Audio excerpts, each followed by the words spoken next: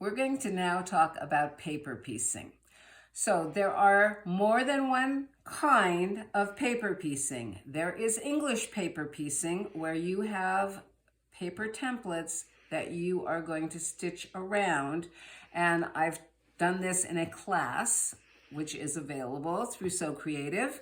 Today we're going to talk about machine paper piecing, which is occasionally called foundation paper piecing. You are working on a piece of paper that tears away after you sew it, and it makes it very easy to tear away because it's a specially crafted piece of paper. It's not just your normal Xerox paper.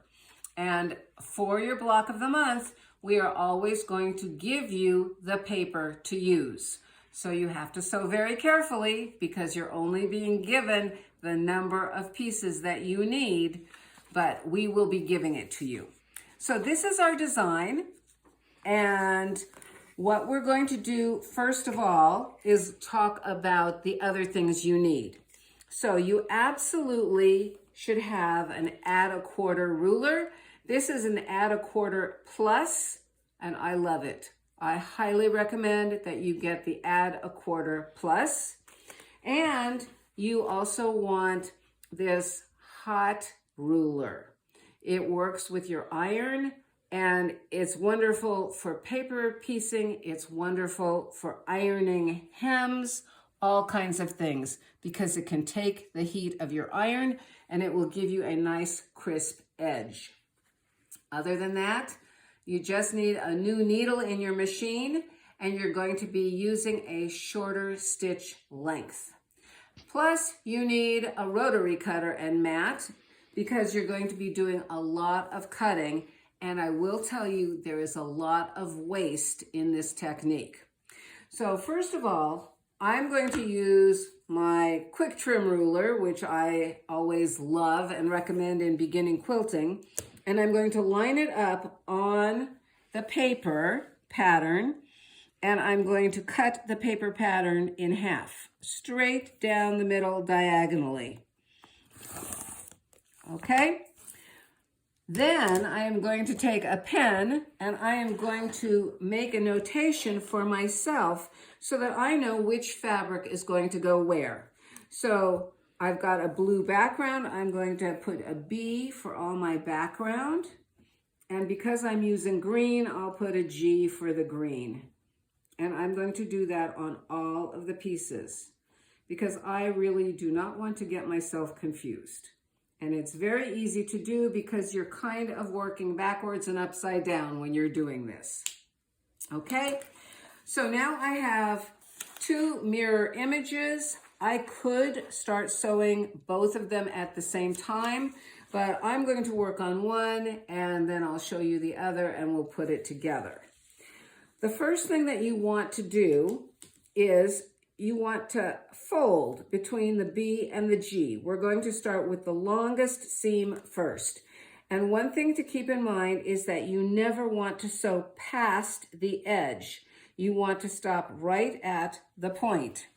So I am going to put my hot ruler right down on this line, and I'm going to fold back against the hot ruler so that I get a nice crease. Okay? And then I'm going to take my two fabrics and I'm going to put them right sides together. Now we have an advantage because we're using a woven for our background fabric, so there is no right side. But definitely with the green fabric, there is a right side. And I have cut these 2 3/4 inches. I am telling you to cut them large because it's miserable when you sew a piece on and you come up short. So yes, there's waste, but it will save you a lot of headache later on. So I know that my blue is going to be the one right here, and the green is going to be the one that flips out to this side. So that's why I have them right sides together. You can see I'm starting in a little from the edge because I want to make sure that I don't have any problem. And I'm lining up this line about 1/4 of an inch from the edge of my two fabrics. Okay, I'm going to put pins here and I'm going to sew on this line using a smaller stitch length. I'm going to start right here and end right here, and I'll be back. I've now sewn exactly on the line, sewing the two fabrics right sides together. I have ironed the green fabric flat, and I did use the pressing pen to make sure that it stayed really nice and flat. Now I'm going to flip it over, and this is where you're going to start seeing the waist. I'm going to put my ruler 1/4 of an inch beyond the paper. Make sure that you never cut right along the paper. You want to give yourself that extra 1/4 of an inch. Always. Otherwise your blocks will not go together. Again, this is the line for the edge of my block. So now I can cut on the paper because I'm just trimming away. But I'm definitely giving 1/4 of an inch beyond the block itself. Here we're going to do it again. And I like to clean up after each row just because there's a lot of excess fabric and I like to get it out of the way. So there's not that much you can do with this unless you really like tiny little pieces, which I don't. Okay, so the next, you know what? I can tell that I used my friction pen because my B's and my G's disappeared. So I'm going to write them again in pencil so that doesn't happen. So here's the B and here's the G. That's a good warning for you. Don't use your friction pen when you know you're going to iron. Okay, so my next piece is going to be the B because we've just sewn the B and the G. So what I'm going to do is put my hot ruler here. I'm going to fold back, and you can see there's quite a bit of green that I'm going to cut away. The way I'm going to do it is now with this fold, I'm going to take my add 1/4 ruler and just butt it up right against the fold. And it has a little groove here that fits perfectly against that fold so that I can cut easily.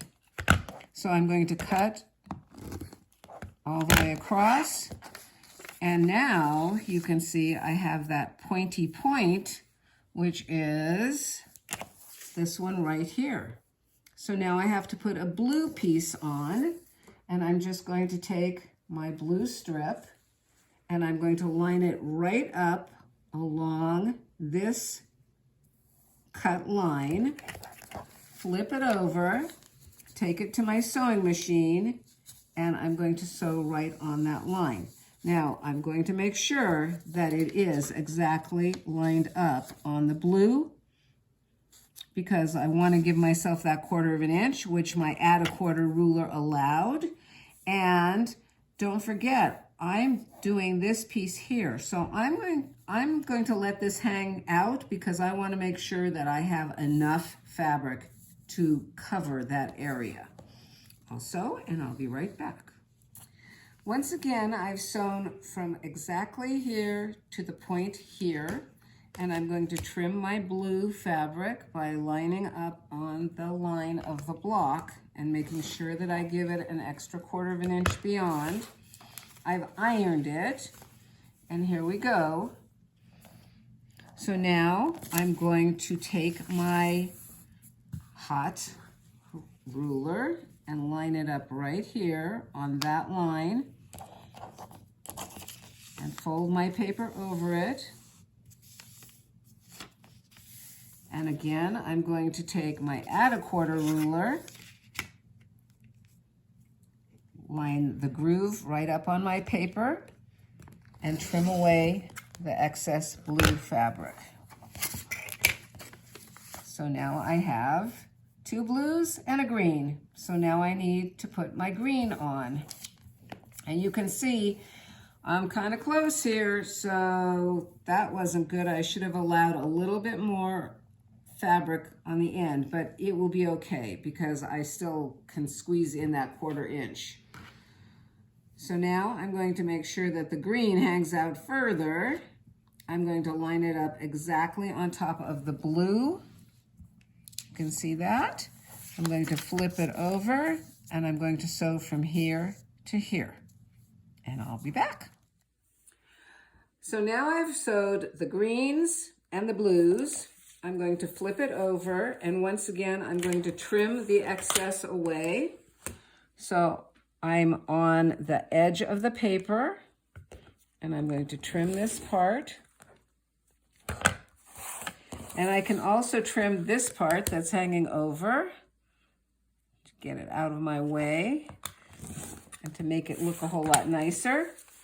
And I'm going to flip this over my iron ruler, my hot ruler, and I'm going to bring my add a 1/4 ruler over here. Always remember that you have to add that 1/4, because if you cut right along your ruler, you're going to have a big problem. You have to use that add a 1/4 ruler. And now I know that this is blue, so I'm going to put a blue piece here. And I'm going to continue finishing this one, and I will do this one, and then I'm going to show you how you're going to put them all together. I'll be back. I'm going to show you how I pin the 2 pieces together now. And I'm using very long pins, as you can see. So I've got my first pin right where the fabrics come together, and I'm going to find the exact same spot on the other piece, and I'm going to mess around with it a little to make sure that it is exactly where those lines, stitching lines, come together. And then I'm going to take that pin and I'm going to try and make sure that this line matches up with this line when I pin it, or approximately, and you see it didn't. So I want to get them pretty close together so that when the pieces go together, they'll be very straight. So we'll do one last pin. And again, I'm going to go right here at the very end of my stitching line, and I'm going to find the same spot on the other side, which isn't always the easiest to do, but I'll do the best we can. And now I'm going to put the pin in so that it's right along that outside line. And I'll sew right along that 1/4 inch seam. I'll probably start from up here because it's nice and smooth, and I'll take out the pins as I go, and then we'll look at it one more time. So here is our finished block. I want to show you on the back side, I ironed the seams open. I don't usually do that, but there's a lot of thickness here, so I felt that that was the best way to go. On the front side, everything matches pretty nicely. And we've got our 1/4 inch seam allowance for when we add it to other blocks. You can pull out the paper at this point, or you can wait until you have put it next to another block and sewn those seams. But you have a perfect 1/4 inch, so you don't have to worry about that. And the papers should come out pretty easily. If there's a little bit of paper left, it's not the end of the world. You can always stick a pin under or scissors under and try and get that little bit out. Or, you know, if you ever wash the quilt, it will dissolve in the washing machine and you won't have to worry about it. You're definitely not going to feel those little bits through all the thicknesses of fabric. So that's how you do paper piecing by machine. And you know it's foundation paper piecing because you've got that foundation paper that you're working with. And that's it.